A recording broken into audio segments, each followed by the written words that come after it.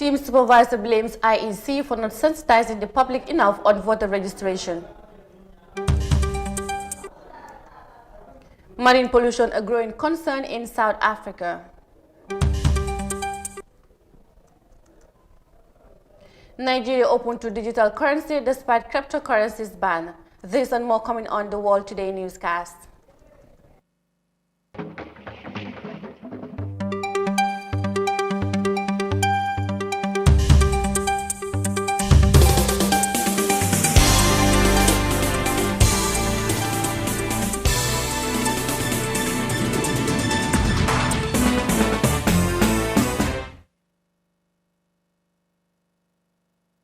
Hello, this is the World Today newscast with me, Mariama Cham, and thanks for joining us.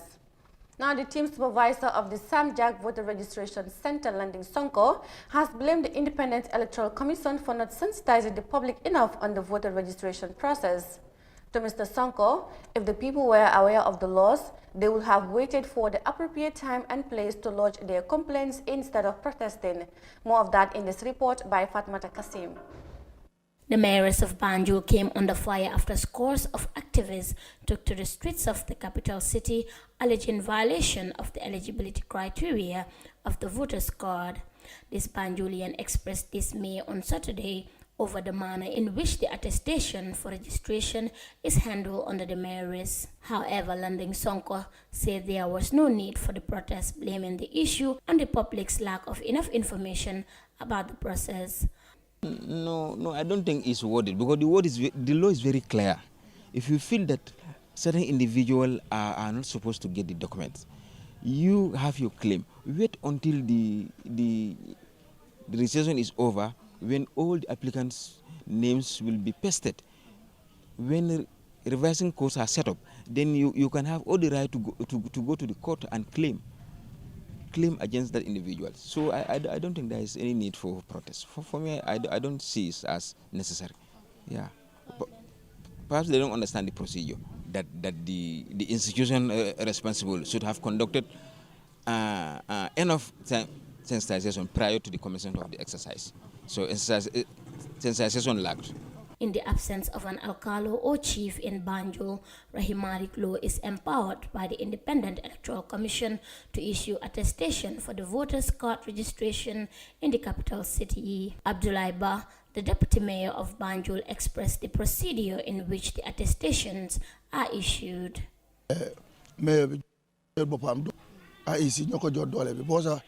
What can be said about this attestation issue is that the mayoress didn't delegate this responsibility on herself. It was delegated on her by the IEC. IEC and the National Assembly members came to the municipality. We went to Banjul to consult with the people on how they want election matters to be run in Banjul. Many people didn't turn up, but the few that were there agreed that in the absence of an alkali, the mayor should give attestation. This is not a self-delegated task. With all this noise, she has not stopped. She is still issuing the attestation. For those people that were protesting, well, that is the beauty of democracy. With the help of the media, anything that one is not satisfied with, take it to the revised courts. Mama Saho urged the public to allow the relevant authorities tasked with the exercise to do their work in peace. I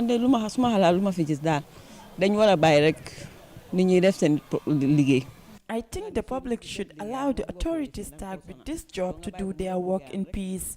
If someone is tasked to do certain responsibilities and not allowed to perform their duties, it makes the work difficult for them. All these protests make no sense. I urge people to come out and register, as their vote is their voice. So far, the turnout in Banjul is not as good as expected, with a total number of about 37,000 expected to be registered. Only 6,559 people have collected their voting tickets. For iAfrica News, I am Fatoumata Kasim. South Africa continues to face challenges in maintaining a vibrant marine biodiversity despite its significant contribution to the country's GDP. Some analysts believe that fishing is one of the major threats to the ocean, despite other effects such as pollution and habitat destruction also contributes to the challenges. Authorities are initiating measures to help protect the marine coast that could also provide opportunities for small-scale fishing communities. Details of that in this report. South Africa is a country that is rich in marine resources and is a key exporter of fish globally. The ocean's role in the economy has become very important for the government's job creation efforts too. However, maintaining marine biodiversity has become a challenge due to some pressing issues. Fishing is probably the biggest threat to marine biodiversity at present, but there are obviously a number of other challenges faced by the ocean, including pollution, particularly plastic pollution, chemical pollution. There's some evidences of habitat destruction against the coast. And that spells bad news, especially for small-scale fishing communities around South Africa's 2,800-kilometer-long coastline. They rely on a healthy ocean to catch fish, but stocks are low on key fisheries, and the global panic is not helping as well. It's very difficult to control the number of people that are going fishing, either as recreational or small-scale subsistence. The demand for seafood is very, very high. The rates of poverty and unemployment around the coast is at the highest level right now. And many people are turning to the ocean for food and some kind of economic relief. Plastic pollution is another issue affecting small-scale fishing communities, as well as marine biodiversity. The South African Department of Forestry, Fisheries and the Environment's Source to Sea initiative, though, aims to mitigate the situation by focusing on managing litter sources. Through the government's Operation Pakisa initiative, it hopes to tap into the blue economy in a major way and unlock new opportunities for small-scale fishing communities around the country's coastline. According to some experts, certain steps that can be taken could benefit small-scale fishing communities.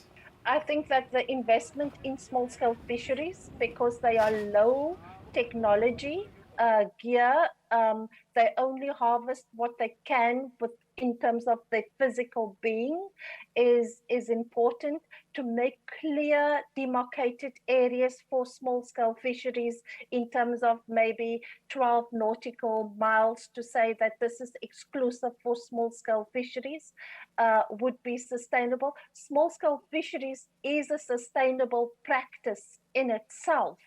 But now, though, it's not just fishermen that are concerned about issues such as marine plastic pollution and overfishing.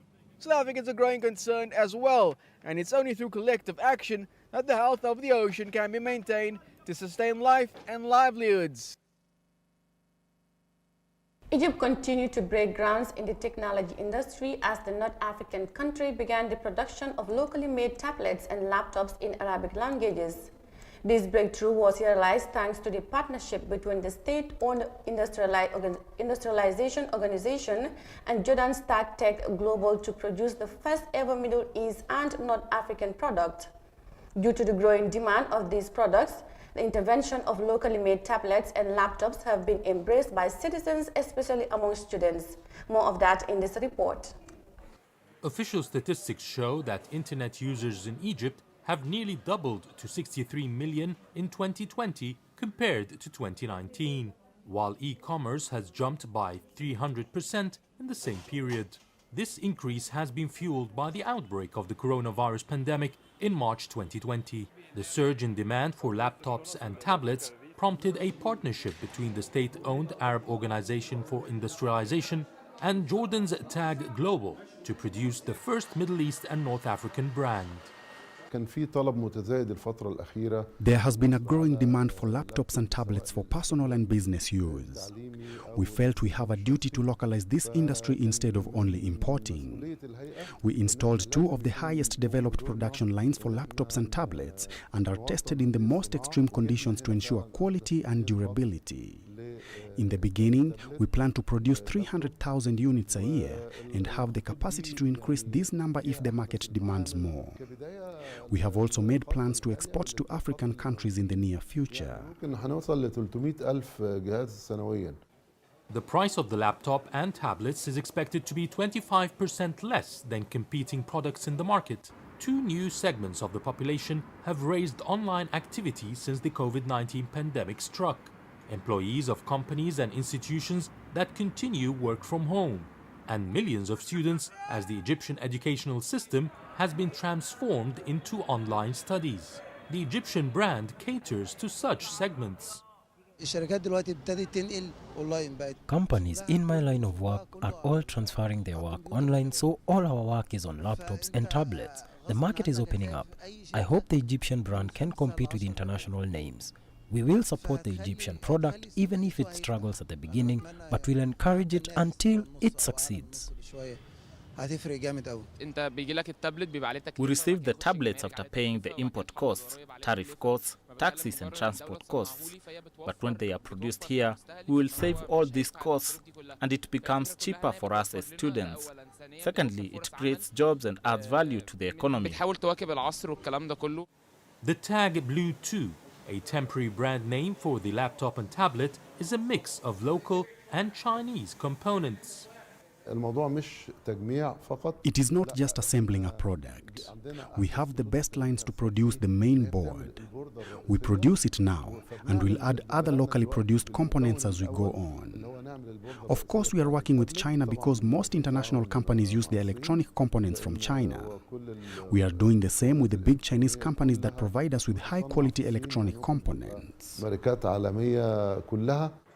To ensure access to consumers, 100 sales and service centers are being set up countrywide, as well as deals with distribution companies. The Egyptian laptops and tablets should be in the market during the third quarter of 2021. At least 14 journalists from different media outlets in the Gambia are undergoing a 3-day capacity building training by Guild of Social Affairs Reports on how to enhance and produce reports on women and children in their field of work. The initiative is meant to arm journalists on how to effectively report on women and children issues, while at the same time safeguarding the interests of the vulnerable set of the society. Details of that in this report by Amindao. Ethical reporting on women and children in the Gambia produces quarterly insufficient reports in most cases. The Guild of Social Affairs Reporters, that was initiated by UNICEF in partnership with the GPU, Child Protection Alliance, seeks to reshape the minds of media personnel on their style and angles of women and children affairs reporting. As the convergent specification focuses on children and women, Sarta Sise, Speaker of the Children's National Assembly, reminded journalists on their responsive roles of portraying not only negative reports of children, but safely do justice to success stories involving her all. You need to be highly informed and maintain consciousness about issues of women and children in order for you to promote extensive, balanced and responsible reporting on children and women issues. Again, you will agree with me that not much coverage has been accorded to women and children issues compared to other aspects of life. Many a times, news reports or stories about women and children in the Gambia are either on abuse, neglect, or other negative issues. You need to move beyond that because there are a lot of positive stories about women and children across the country that the Gambia and the rest of the world should know about. I hope you will give priorities to those stories. Ibrahim Asilla, the Minister of Information and Communication Infrastructure, said his ministry is working to create a safer environment for the young, urging the media to support in disseminating the information. At the policy level, our ministry is currently reviewing the Information and Communication Act of 2009 to look at child pornography issues in a more robust manner, to look at abuses on the internet targeting young people, to look at bullying, using ICTs, and a whole other things that will ensure safer environment for young people to realize their potentials in this country. Therefore, the role of the media in helping us propagate this information cannot be overemphasized. Buba Gajiko, one of the participants of the Guild of Social Affairs Reporters, underscored the importance of the training and the impact it will have on the society. Most of the reportings that are done about women and children is so unfortunate that is somehow bad because most of the journalists are not trained on how to report on them. We'll be trained. That is the purpose of being here. Whatever you are trained, we try to apply it. We try to put it there in our media houses. We try to write about it. We try to take the style that they are giving us to change the way we were reporting before. I think no one in the country is happy about the way women and children being reported. The Guild of Social Affairs Reporters, which is launched recently in the Gambia, is a 2-year training process for journalists on women and children reporting. The long-term goal of this initiative is to secure a specific correspondent desk in every media institution in the country that will be responsible on the matters of children and women affairs. This, according to the organizers, will help change the narratives on how reporting on both heroic and negative reports of children are produced. Reporting for iAfrica News, Amin Dao. As voter registration continues across the country, civilians as well as security officers are still queuing to get their voters' card for the upcoming election. In getting his voter's card at the McCarthy Square in Banjul, the Chief of Defense Staff of the Gambia Armed Forces, Major General Yakuba Drame, told iAfrica TV that the country's armed forces is not an exception, as they equally have the right to partake in the election. Amindo again reports. Elections have been the usual mechanism by which modern representative democracy has operated since the 17th century. It is a formal group decision-making process by which a population chooses an individual or multiple individuals to hold a public office. In the Gambia, elections of both presidential and parliamentary are held every 5 years. Currently, people all over the country are registering to get a voter's card in order to vote in the December 2021 presidential election. However, some have the notion that election is meant for only civilians, characterizing officers as neutral individuals whose primary job is to secure the country and its people. Contrary to this belief, the Chief of Defense Staff, Yankuba Drame, said voting is an inherent right of every citizen. Voting is an inherent right by every well-meaning Gambians. Let me say Gambians. Once you qualified, meeting the prescribed set rules and procedures, definitely you are qualified to have a voter's card. By having a voter card, it denotes you equally have the right to cast a vote for any party of your choice. He added that the armed force is not an exception, as they have the equal rights as those of the civilians in deciding who to lead them. Serving members of the armed force is not an exception. They're just average citizens, like any other Gambian citizen. So, they're equally entitled to a voter's card, if I may put it this way. And it denotes equally, once the time is ripe, they can go out and cast their vote. That's the inherent right as Gambians. In the Gambia, elections are conducted using marbles instead of the traditional paper ballots. Each party or candidate competing in the election has a drum painted with its own identifying colors and their party symbol or photograph. The voters, after being issued a marble, proceed to the polling booth to vote. And for a vote to be valid, it must be dropped in a hole of a sealed drum that corresponds to that particular voter's favor candidate. Reporting for iAfrica News, Amin Dao. And that report by Amin Dao on the Gambia Armed Forces Chief on voter registration will take us to a quick break, and we'll be right back with the rest of the news on the world today. Stay tuned. The pride we take in our brand, the work we put in to constantly change the landscape and elevate real estate in the Gambia, it's compared to none. From inception, our goal was to add value to the beautiful Gambian landscape. That's why we are proud innovators of community estates. Kololi Sands is an exceptional piece of work, tailored for ultimate convenience and luxury, to bring you an element of finesse that is rare but unique in its own. This is also our pride and joy, and we welcome you to the exquisite beauty right here in Kololi and right here on the waterfront. Kololi Sands, feel the ocean breeze at your doorstep.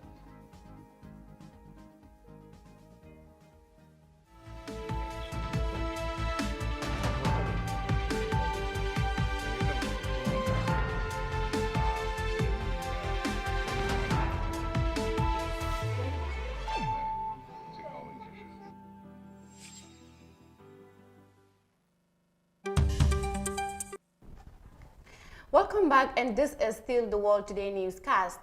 Like in many other countries around the world, Nigeria's central bank says it is planning to introduce digital currencies into the West African state.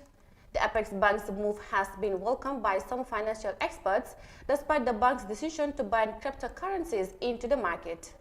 Cryptocurrency business is gaining momentum in Nigeria, despite the government's predicament ban on its usage. Here is more in this report. The central banks around the world are in the process of launching their own digital currencies, including in Nigeria, where the governor of the Apex Bank says that digital currencies have a place in Nigeria. I've heard about digital currency. We are working on it. We have set up our committee on CBN, and I can assure everybody that digital currency will come to life even in Nigeria. The remarks of Nigeria's central bank governor, Godwin Emefiele, are in sharp contrast from the bank's stance of being averse to the adoption of cryptocurrencies. The Apex Bank had on February the 5th prohibited the use of cryptocurrencies for transactions, but conversations at the latest Monetary Policy Committee meeting indicate that the bank may be reconsidering its decision, and experts have welcomed the development. The fact that they are considering it is a huge plus already in the first place. Because when you consider the fact that central banks are built to be risk averse, that's a huge deal. Cryptocurrency in itself is innovative, right? Neither good nor bad. It depends on the regulation that is built around it and who is using it, right? So what could go wrong is if we do not set up our processes correctly well, right? If we do not set up our regulations correctly well. If regulation stifles innovation too much, it's a problem. If regulation lets loose too much, that's a problem also. If we're going to do a digital naira, we need to get the proper experts to build out that technology. Despite the ban on cryptocurrency in Nigeria, there's been an upsurge in person-to-person transactions. The growth has placed the West African nation among the world's largest cryptocurrency markets. It's an easy way for transfer of value from one person to the other, right? So if you're in a scenario where you need to transfer money to somebody, pay for something, and you look at the bank charges, and you compare that you can do it better, faster with crypto, that's one reason why you want to go the cryptocurrency angle. The second thing is, which we shouldn't avoid, is just money making, right? The typical Nigeria wants to make extra cash, right? That's like the typical driving force. And day by day, a lot of people are realizing that just by trading these currencies, they can make some little amount of money to keep them going. As Nigeria considers the adoption of digital currency, industry players advise that proper regulations, technology, sensitization, and experts' engagement are highly considered in the process. This move will help boost confidence in cryptocurrency trading and transactions. Female automotive providers are female youth that vows to enhance talent to create employment in the mechanical field. Their primary goal is to empower girls and women for transformative development through capacity building. This way, they hope to enhance livelihood through self-employment and breaking barriers in the male-dominated field. More of that in this report by Aissatou Biaye. Vocational and technical skill sectors are key factors for the attainment of social and economic development. As a result, groups like the Women Automotive Service Providers are seeking to bridge the gap of talents that are highly sought after by players in the sector, thereby raising employment opportunities for women and girls.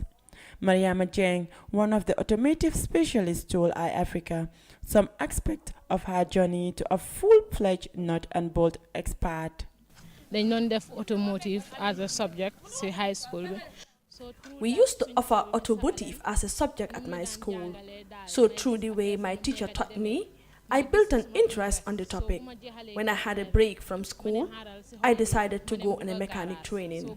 With that training, I began to build more interest on the job because I used to be curious to know how the machines were being operated by mechanics. Upon her trial periods, she recalled instances of peer pressure from friends and close contacts that could have switched her dreams away. Like, I'm not small bena Harid Bohamne. She was like, I have a friend who was like, this job is meant for men. Why are you doing this job? If you are doing this job, you won't be able to dress beautifully. I was like, not all jobs are meant for good looks. You should do a job when you have a passion for it. Fatima Senghor, Chief Executive Officer of Fatima's Trading, called for support to these female mechanics. Man anti Fatou, pour one jigéeni Gambia yebne, léegi Gambians am nañ workshop. Personally, I want to show the Gambian women that we now have female mechanics and we have our workshop as well. So let's come out and support our fellow women. If you have a car, bring it here for our service. Although there are mechanics everywhere, engaged in different domains of the machine system, hardly are there females among them because the profession is seen as one of the male folk. In what appears to be like taking the bull by its horn, the female automotive service providers at Canifin Layout choose to be the women with difference in the country. For iAfrica News, I am Ice2BI. And that report by Ice2BI on female automotive providers brings us to the end of the World Today newscast. I am Mariama Cham. Thanks for your company and goodbye for now.